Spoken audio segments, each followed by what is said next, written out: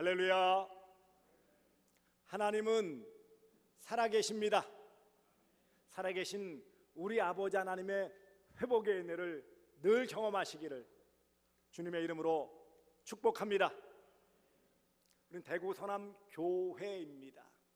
교회가 교회로서 합당한 역할을 하기 위해서는 이 5가지가 원활하게 잘 이루어져야 합니다. 첫째는 예배입니다. 오늘 예배 자리에 예배하죠. 교회의 교회다움은 예배일 때의 교회인 거예요. 예배 드리지 않은 교회는 교회가 아닙니다.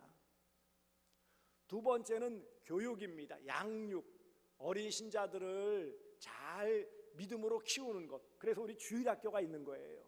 그리고 우리가 신자 교육, 작년 주일학교라고 표현하는데, 우리가 수요기도회나 이런 때 말씀으로, 또 앞으로 이제 3월달 이후에 형편이 나아지면 제자훈련을 목장별로 이루어져서 이런 양육이 이루어져야 돼요. 세 번째는 전도입니다. 교회 밖에 있는 아직 믿지 않는 사람들을 교회로 잘 이끌어들이는 역할, 복음을 전하는 것을 전도라고 하는데, 전도하지 않는 교회는 생명력을 잃어버린, 굳어버린 교회와 같은 거예요. 네 번째는 성도의 교제입니다.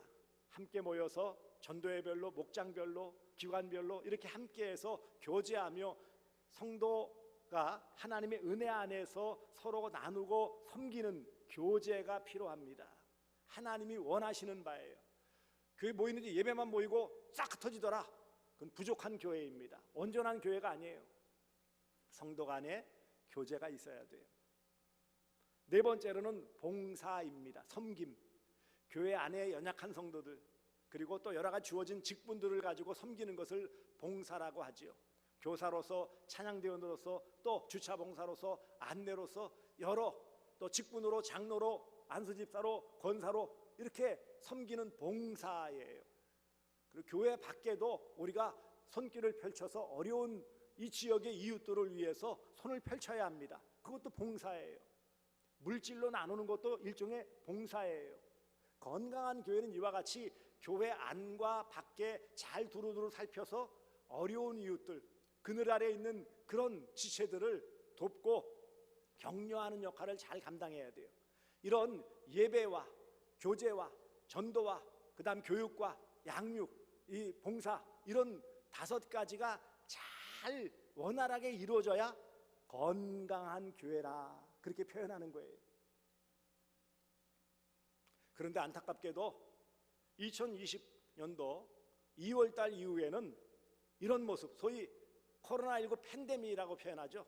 광범위하게 전 세계적으로 이것이 퍼져나감을 통하여서 우리의 여러 삶에 있어서 일반적인 생활뿐만 아니라 우리 신앙생활에도 너무나 큰 타격을 입었어요.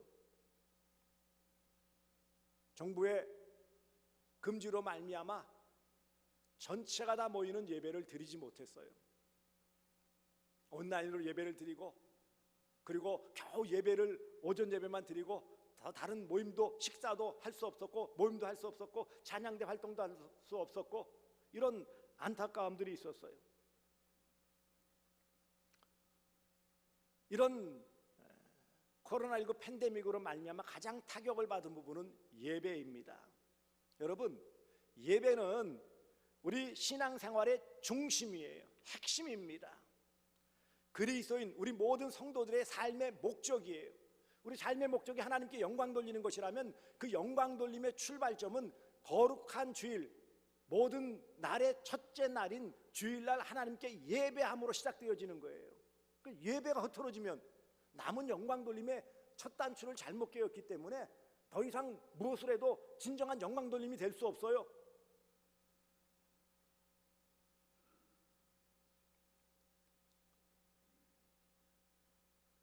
그래서 예배가 회복되어야 신앙과 우리 일상의 삶이 다시 살아나고 회복될 수 있는 것입니다.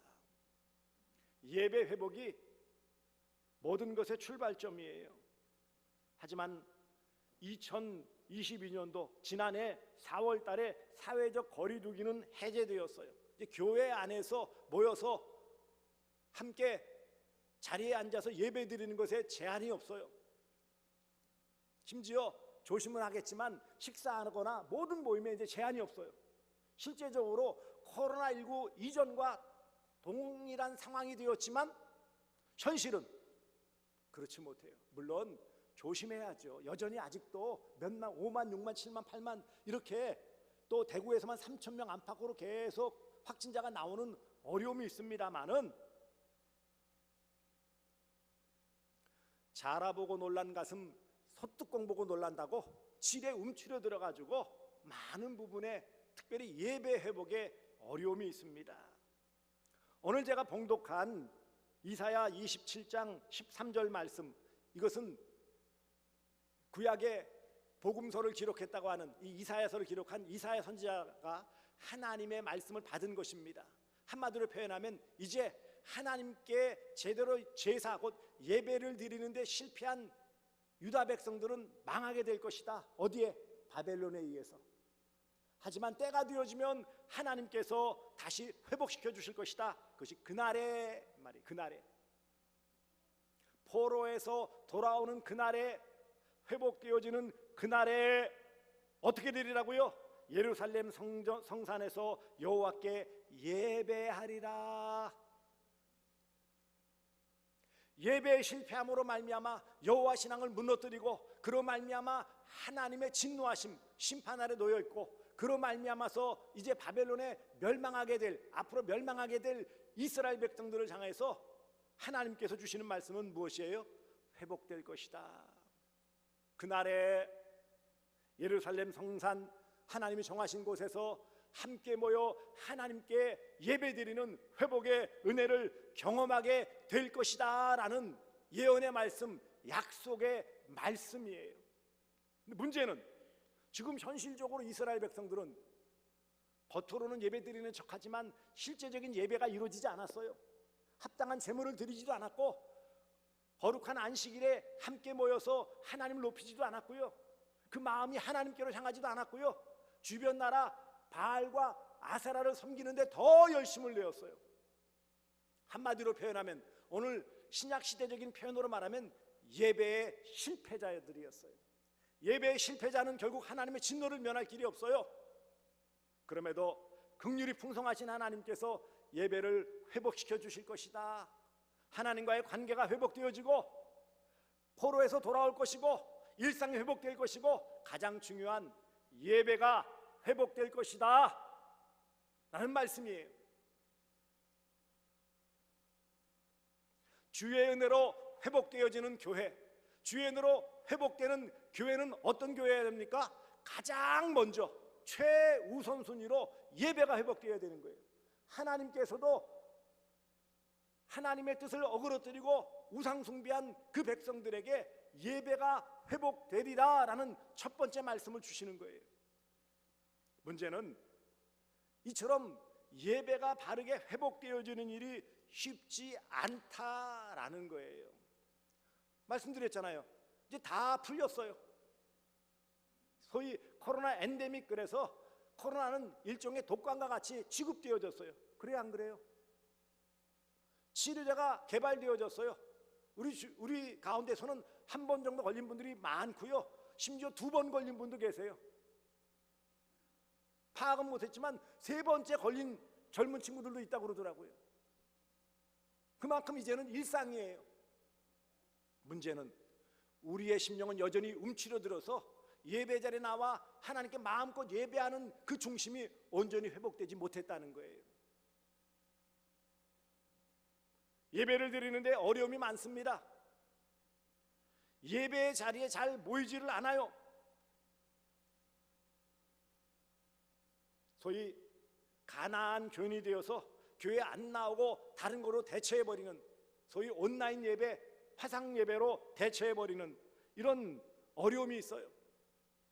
또 이 복잡한 시대에 사실 일상 자체가 피곤해요. 그냥 삶도 피곤한데 이런 코로나19 때문에 여러 경제적인 어려움, 사람을 만나고 관계하고 여러 가지 생활하는 것에서도 어려움이 너무 많아요.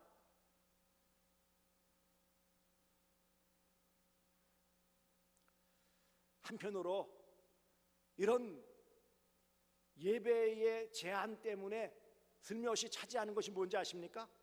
별로 이제는 예배가 기다려지지 않아요. 소위 말하면 영어로는 매너리즘이라고 하는데 타성해졌는 거예요. 한번 늘 했던 거 뭐 한 번 빠진다고 별일이나?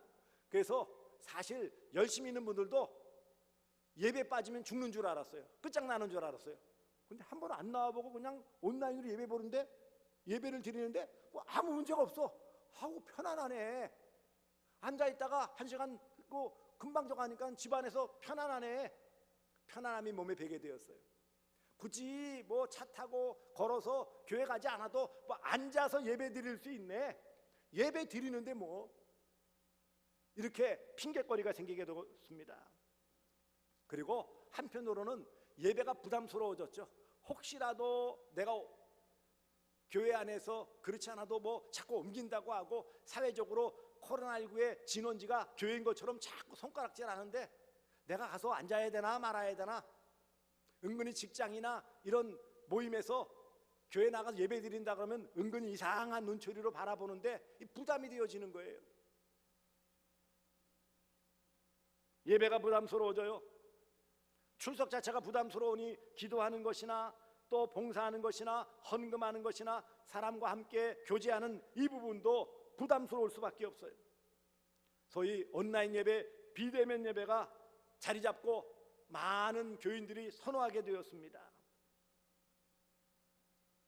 모일 수 없을 때는 그랬다라고 핑계하는데 모일 수 있도록 다 활짝 회복이 되었음에도 불구하고 여전히 사람들의 편리함들, 또 다른 사람들의 시선, 이런 것으로 말미암아 주저주저하며 예배자리에 나오기에 힘들어하는 모습이 있습니다. 지금 우리가 앉은 자리에서 현실이에요. 크게는 물론 코로나19 팬데믹의 영향이지만 주일 예배가 점차 허물어지게 되었고요. 이것으로 말미암아 전반적인 신앙이 약화되었고요. 이로 말미암아 결국은요, 신앙이 약한 분들, 흔들리는 분들은 결국은 신앙에서 이탈하는, 멀어지는 안타까운 일들마저 생기게 되었어요. 그러니 모든 교회가 다 예배자 수가 감소되었어요. 예배에 대한 생각도 바뀌었어요. 요즘 그래서 많이 인기를 끄는 것이 소위 사이버 교회. 인터넷상에서 이분 뭐 유명한 목사님이신데 이분이 설교한다고 그러는데 한번 들어봐야지. 그리고 예배예요. 혹시 조금 찔리면 어디 온라인 계좌로 해서 헌금하고 나도 헌금까지 했네, 다 했네, 뭐 이렇게 자기 위로를 삼는 일들이 벌어졌어요. 그리고 뿌리는 깊지만 소위 무교회주의가 생겼어요. 무교회주의가 이제 은근히 퍼집니다. 굳이 교회당이라는 장소, 일정한 장소에 모이지 않아도 마음에 맞는 사람들 한두 명 만나고 그렇게 모이고, 요즘은 줌이나 이런 화상으로 통할 수 있는 게 있으니까 그렇게 모이자. 굳이 뭐 어디 매일 필요 뭐가 있느냐. 신앙은 다 하나님 믿는 건 똑같은데 꼭 교회 나가야 되느냐. 마음에 맞는 사람들끼리 몇몇이 모여서 함께 예배하거나 그것도 힘들면 화상으로 예배하면 되지 뭐. 이런 추세가 나타나고 있어요. 한마디로 이것을 정의하면 세속화, 타협이에요. 편리함이에요. 핑계거리가 생겼어요. 한마디로 예배드리는 마음가짐이 약화되어서 신앙마저 많이 흔들리고 있다는 결과입니다. 이처럼 현실적으로 예배 회복은 참 어렵습니다. 많은 부분 고민하고 또 목회자들 만났을 때 그런 부분들을 함께 나누고 이런저런 자료들을 살펴보고 하는데 사실 뚜렷한 답이 없어요. 그럼에도 불구하고 저는 하나님께서 이사야 선지자를 통해서 주신 이 말씀으로 우리 대구 서남교회는, 우리 모든 성도들은 예배가 회복되어야 됩니다. 예배가 회복되어야 돼요. 그것이 아버지 하나님의 뜻입니다. 하나님께서는 여호와께 예배하리라. 예배가 회복되어지고 합당한 예배, 바른 예배, 온전한 예배, 하나님이 기뻐하시는 예배를 드려야 한다. 그것이 반드시 회복되어야 한다라는 것이 아버지 하나님의 뜻입니다. 여기 보시면 누가 이런 예배를 드립니까? 오늘 본문 앞에 있는 12절에 보시면 너희 이스라엘 자손들아 그랬어요. 이스라엘 자손들이 누구죠? 하나님의 택함 받은 백성. 혈통적으로는 야곱의 12지파 후손들이지만, 그렇지만 곧 하나님의 부르심을 받아 하나님의 자녀가 된 모든 성도들이 바로 영적 이스라엘 자손들이에요. 13절에는 멸망하는 자들, 곧 아수르 땅에서 멸망하는 자들, 이미 북이스라엘은 아수르에 의해서 멸망당했고요. 그 다음에 바벨론의 그런 위협 때문에 여기 보시면 애굽 땅으로 쫓겨난 자들, 애굽 땅으로 피난, 바벨론으로 어떻게 포로로 잡혀가냐, 차라리 도망가련다 해서 애굽 땅, 이집 땅으로 피난했던 사람들이 있어요. 다 말씀드리면 앞에 있는 이스라엘 자손들이 바로 멸망하는 자들, 쫓겨난 자들이죠. 세상 가운데서 인정받지도 못했고 이리저리 휘둘리면서 살아가는 연약한 자들. 그러나 분명한 사실은 하나님이 택하신 성도, 바로 우리들을 말씀하는 거예요. 예배자가 누구입니까? 누가 예배가 회복되어져 하나님께 참된 예배를 드려야 합니까? 하나님의 부르심 받은 이스라엘 자손. 비록 세상 가운데서 멸망의 자리에 있는 연약한 가운데 있고 쫓겨다니는 것과 같이 어려운 가운데 있음에도 불구하고 여러 가지 힘들고 답답한 요소가 있다 할지라도 하나님이 택하시고 하나님이 불러주신 하나님의 자녀들인 우리 모든 성도는 예배가 회복되어져 하나님께 참된 예배, 영과 진리의 예배를 드리는 것이 마땅하다라는 거예요. 여기에 예외가 없어요. 그러니 우리는 뭐 온라인 예배, 무교회주의로 이렇게 예배? 아니요. 분명히 뒤에 성산에서, 예루살렘 성산, 곧 신약적으로 말하면 교회에서 여호와께 하나님께 예배하리라, 반드시 예배 자리에 모여 예배해야 될 것을 명령하고 계신 거예요. 이게 진정한 회복이라는 거예요. 언제 그런 예배가 회복된다고 그랬어요? 그날에 그랬어요. 오늘 13절 보시면 그날이 언제예요? 첫째는 주전 537년 포로에서 돌아오는 때를 말하죠. 바벨론의 포로 고레스가 명령을 내려서 이스라엘 백성들은 자기 고향으로 돌아가도 좋다, 그런 명령을 받아서 스룹바벨이 1차로 포로, 2차로 느헤미야가, 이렇게 3차로 에스라가 포로 귀환하는 이런 때에 돌아오게 되어지는 그날. 그러므로 첫 번째는 바로 포로에서의 귀환이에요. 영적으로는 거듭나는, 하나님을 믿고 거듭나는 때를 말하는 거예요. 거듭난 성도, 중생한 성도, 하나님의 자녀가 된 성도는 다 그날에, 그때 예배가 시작되어야 된다는 거예요. 또 한편으로 두 번째는 그날은 바로 예수님의 초림이죠.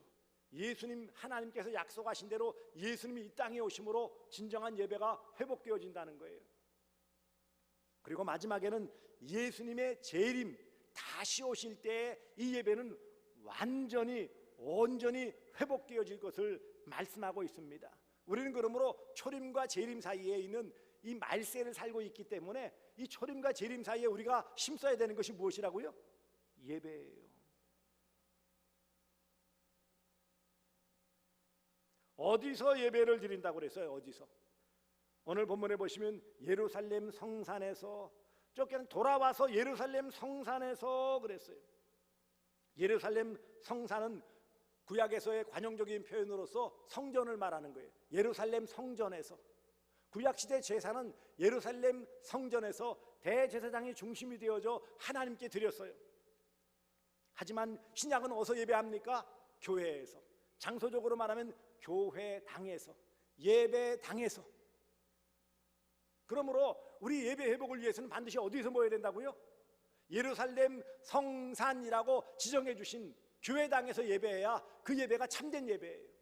물론 특수한 상황에서 선상 예배, 산상 예배, 혹은 어떤 부득이한 상황에 의해서 다른 교회당이라는 건물이 아닌 곳에서 예배할 수 있죠.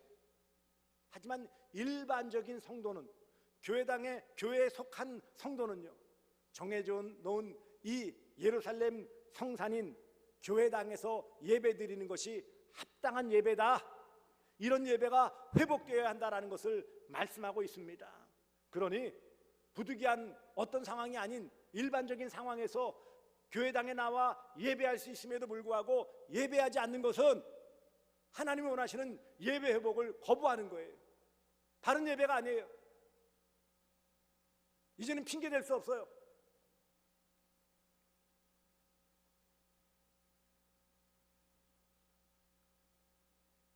그리고 마지막 예루살렘 성산이라는 것은 주님 재림하신 후에는 새 예루살렘 성전, 새 하늘과 새 땅인 영원한 천국에서 온전히 온 성도들이 마음을 같이해서 예배드릴 때가 온다. 그것은 예배의 완성이죠.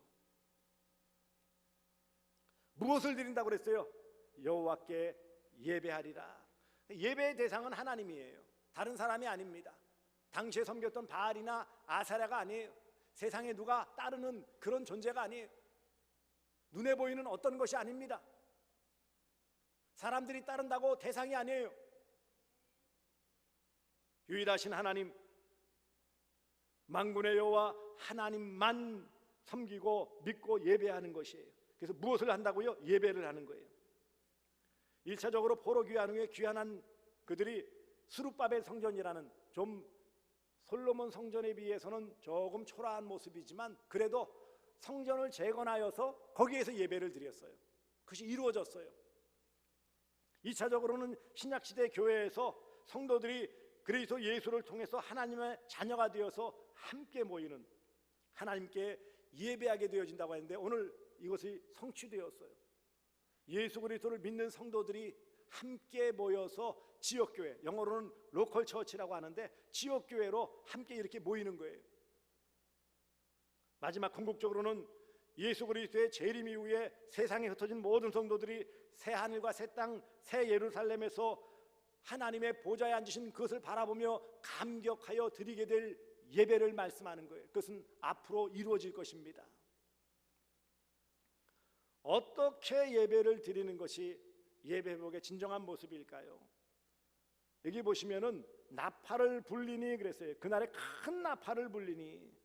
오늘 보면 제가 봉독한 말씀에 그날에 곧 회복되어 돌아온 그때 큰 나팔을 불어서 예배를 시작한다고 그랬어요. 이것은 바로 나팔을 크게 분다라는 것은 여러 가지 의미가 있지만 해방을 선언하는 나팔이에요. 특별히 신년 때, 안식년인 7년마다 7번 지난 7, 7은 49, 50년째 되는 해를 신년이라고 해서 모든 이스라엘 노예들은 다 해방되었어요. 그 다음에 보증으로 잡았던 땅도 원주민에게 다 돌아갔어요.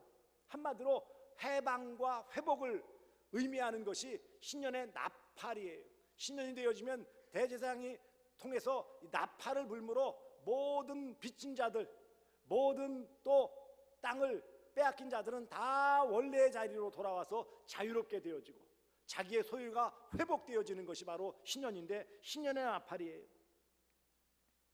그리고 두 번째 큰 나팔을 분다라는 것은 복음 전파를 통해서 하나님의 선택된 자들이 구원받은 은혜로 함께 예배하는 이런 영적인 의미에서의 큰 나팔이죠. 마지막은 이제 모든 자들이 하나님께 함께 은혜로 감사의 예배를 드리는 것을 말씀합니다. 여기 12절에 너희를 하나하나 모으시리라. 하나님께서 농부가 여름내 수고하여 얻은 곡식 이삭을 세심하게 모으듯이 그 백성들을 하나하나 모으는, 나팔 불어서 다 모아주신다는 거예요. 한 명도 빠짐없이 택한 자들은 다 구원의 은혜를 베풀어 주시기 위해서 모아주시는 거예요. 이처럼 하나님은 예배가 회복되도록 명령하셨고 예배가 회복될 수 있는 은혜를 베풀어 주십니다. 포로에서 돌아오고 모든 장소들, 지도자들을 통해서 성전도 새로 짓고 에스라 선지자를 통해서 또한 믿음이 회복되어야 하심을 통해서 이 모든 것들을 이루셨어요. 그러므로 종합하면 이것입니다. 예배는 회복입니다. 따라서 합시다. 예배는 회복입니다. 예배는 회복입니다.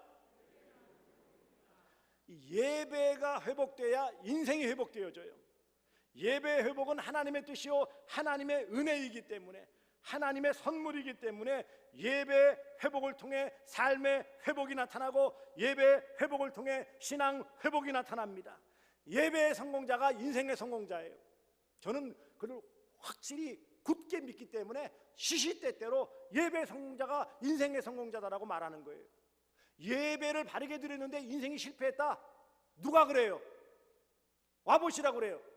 내가 하나님께 100% 정말 합당한 예배를 드렸는데 내 인생은 이꼬라지가 되었다, 이런 사람이 있으면 데려와 보라고요. 예배는 성도가 할 수 있는 가장 아름답고 귀한 것입니다. 그러니 예배는 회복을 주시기 위한 하나님의 은혜예요. 예배 회복은 회복을 원하시는 하나님의 은혜예요. 예배가 살아야 교회가 삽니다. 예배는 하나님과 나와의 관계 회복이기에 반드시 예배 회복이 이루어져야 돼요. 관계가 멀어지고 끊어졌던 이스라엘 백성들이 바벨론의 포로로 곤욕을 치렀지만 하나님 그 관계를 회복시켜 주시기 위하여 고레스 칙령으로 다시 고국 땅으로 돌아올 수 있는 은혜를 베푸시고, 스룹바벨을 통하여 성전을 건축해 주시고, 또 에스라를 통하여 신앙을 북돋아 주시고, 예배를 회복시켜 주시는 모든 것은 전적인 하나님의 은혜입니다.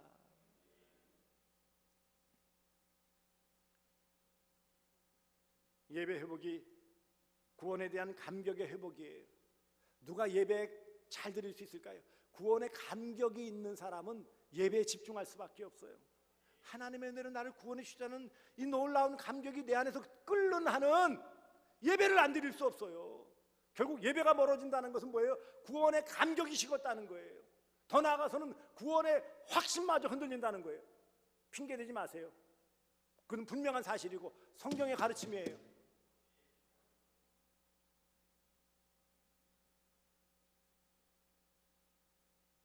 예배 회복은 처음 사랑 회복이에요.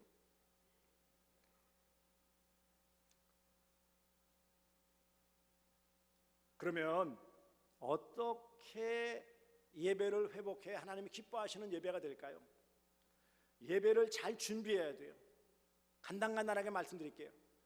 예배 자리에 나오셨으면 물론 하나님께 예배하지만 우리가 마음을 모아야 예배할 수 있기 때문에 성도 간에 서로 좀 반갑게 인사하시기 바랍니다. 뭐 빚쟁이처럼 쭉 째려보지 마시라고요. 잘 모른다고 뭐 주먹 인사하거나 악수하거나 아니면 목례를 하거나 좀 아는 체 좀 하시자고요. 뭐 빚 받으러 오셨어요? 보면 무슨 떨분감 씹다가 오신 표정으로 눈도 안 마주치려고 그래. 좀 웃자고요, 웃자고. 뭐 마스크 때문에 잘 안 보이지만 그래도 눈꼬리가 좀 올라간 거하고 눈꼬리가 착 처진 거하고 다르잖아요. 좀 웃자고요. 그 다음에는요, 뭐 우리는 잘하고 비교적 잘하고 있지만 앞자리부터 좀 차곡차곡 좀 앉아주세요. 아직도 여전히 좀 앞자리는 비었어요. 제 생각에는 다 회복되어도 그냥 이렇게 앉았으면 좋겠어. 보니까는 그래도 좀 차 보이거든요. 이렇게 여기 안 서보셔서 모르시겠죠? 앞자리부터 좀 앉으시고요. 예배는 최소한 10분 전에 좀 입실 예배당으로 들어오셔서 준비해 주시고요. 그다음에 성경 본문은 주보에 다 나와 있으니까 미리 좀 찾아 놓으세요. 좀 그때 막 찾으려고 하다가 다 준비하신 줄 알고 막 읽고 있는데 그때 찾았구나 지나간 다음에, 물론 띄워주기도 하지만 내가 가진 내 성경으로 좀 본문 찾는 게 얼마나 좋겠어요.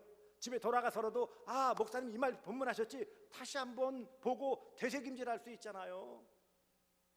이처럼 반갑게 인사하고 앞자리부터 앉고 예배 10분 전에, 그러면 성경 본문은 미리 찾아 놓으십시오. 10분 전까지 오는 거는 제가 최소한이고, 보통 코로나19 이후에는요, 뭐 30분 전에 대부분 다 80-90% 앉아 계세요. 그런데 그 중에 또 잘 이게 생활 습관지는 안 붙으셔가지고 혹은 좀 멀어가지고 여러 가지 어려움이 있지만 조금만 힘을 내주시기 바랍니다. 이왕 와서 예배 자리에 참석하는 거 10분 전에 와서 좀 여유 있게 좀 숨도 돌리고 그러셔야 되지 않겠어요?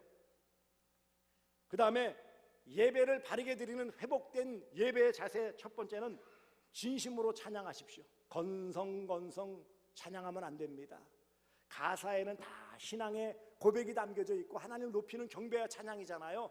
그러니 찬양을 드리실 때 가사의 의미를 생각해서 진심으로 드리시기 바랍니다. 그 다음에 마음 모아 기도하시기 바랍니다. 장로님이 대표 기도하시고 대표 기도자가 있지만 그 기도는 홀로 드리지만 우리 마음이 함께 담긴 대표 기도예요. 그 기도는 그 장로님이 드리시지만 내 기도이기도 한 거예요. 내 마음이 담겨져야 되잖아요. 기도는 장로님이 하시고 나는 딴 나라가 있고 곤란한 거예요. 그 다음에 집중해서 말씀을 들으십시오. 목사가 설교할 때 제일 속상한 게 뭔지 아십니까? 딴청 부리는 거예요. 조는 거예요. 조는 거는 좀 피곤하셔서 그런가 보다 하지만 딴청 부리면 참 곤란해요. 왜 그렇게 핸드폰하고 친한지. 그래서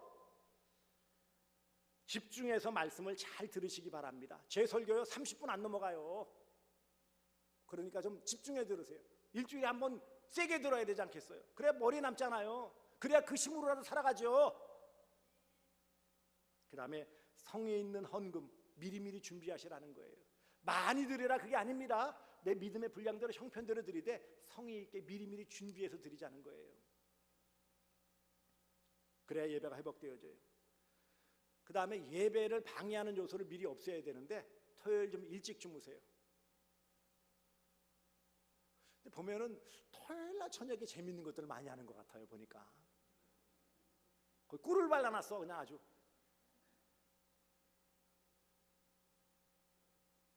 토요일 일찍 잠자리에 드시기 바랍니다. 그리고 또 한 가지 당부는 주일 예배 은혜를 받기 위해서 적어도 다른 때는 여러 가지 내 삶의 직장에 사업에 어떤 일에 힘들어서 틈을 못 내서 혹은 거리가 멀어서 일반 다른 요일에 새벽 기도는 못 나오셔도 적어도 주일 새벽 기도 나오셔서 오늘 하루 바른 예배를 드리고 말씀의 은혜를 받아서 내 삶이 회복되게 해주세요라는 간절한 기도를 드려야 되지 않겠어요? 적어도 그게 주일 예배를 준비하는 마음이에요. 핸드폰은 꺼놓으시거나 진동으로 해놓으세요. 제일 민망할 때가 한참 집중해 설교하는데 띠리리리리 나와.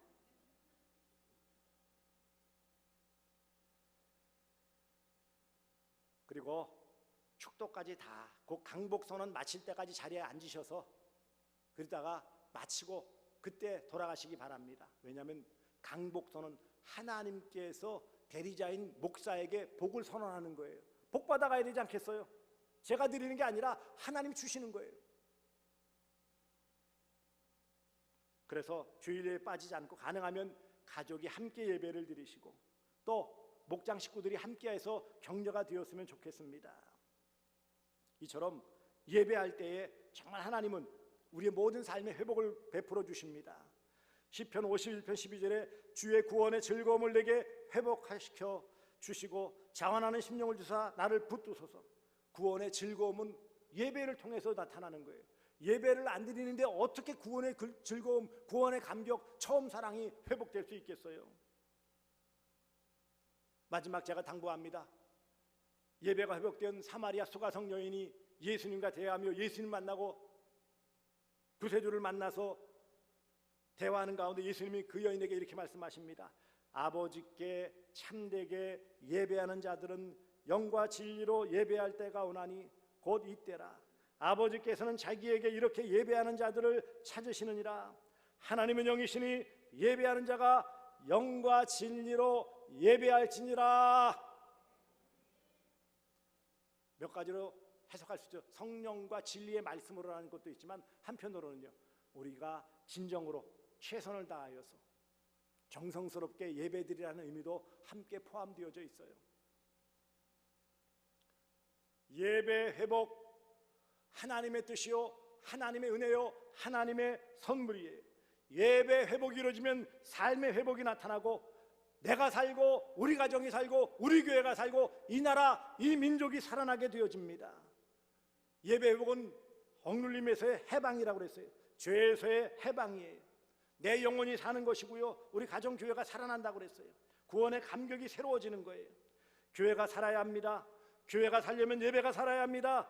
예배가 살아나고 회복되어질 때 우리 개인과 가정과 교회와 나라와 민족이 살아나는 것을 깨달아 올해에는, 아니 우리 모든 남은 생에 예배 회복에 최선을 다하심을 통해 주시는 놀라운 모든 영역에서의 회복을 경험하시기를 주 예수 그리스도의 이름으로 축복합니다.